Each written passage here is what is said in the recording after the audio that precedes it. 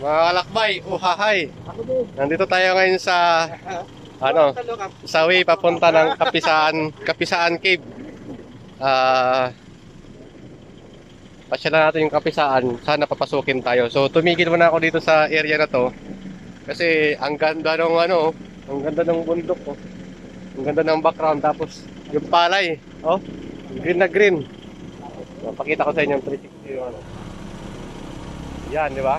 Tapos may ilog dito. Napakalinis ng ilog. Kaya lang namingwit sana ako. Di lang akala ko makababa. Meron ka ito naligo oh. So, di ba? Ang ganda no? Ganito sa probinsya. Mapipil mo yung nature. Tapos yung kabilang side. Ayan. Yan namin kabilang side.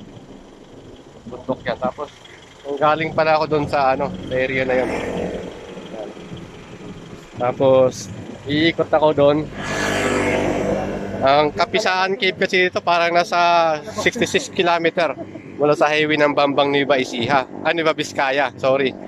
So tatakbuhin natin ng 66 km pero may nakapagsabi kayo sa akin doon na pag tag-ulan hindi daw pinapapasokan ng tao dahil mataas daw yung tubig sa loob ng sa loob ng kuweba. Pero try ko pa rin.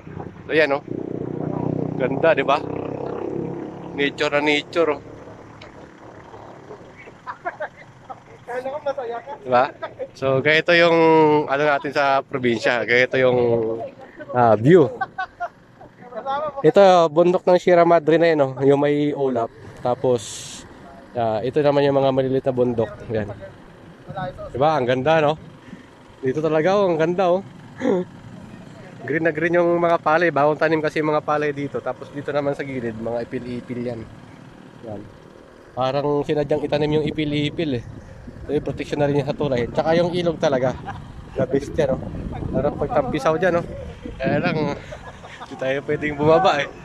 Sa taas tayo ng tulay eh. Woo! Kalakbay! Shout out sa mga followers natin dyan. Shout out sa mga probinsyanong followers.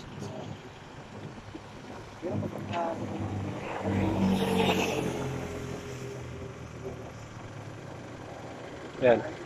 So, ito pala yung mga turista, mga Indianong turista na kasama ko mga kalakbay. Oh. Mga Indiano at saka Afghan. So, nag-i-enjoy sila sa sa view ng bundok. Ayan mo. So, nag-i-enjoy sila. Oh. Pagbaba mo dito, kari, bababa ka nakaulo. Pagbaba mo dito, katapusan na. Ganda talaga sa probinsya, Itong araw bumaba. O, tara na. Tara.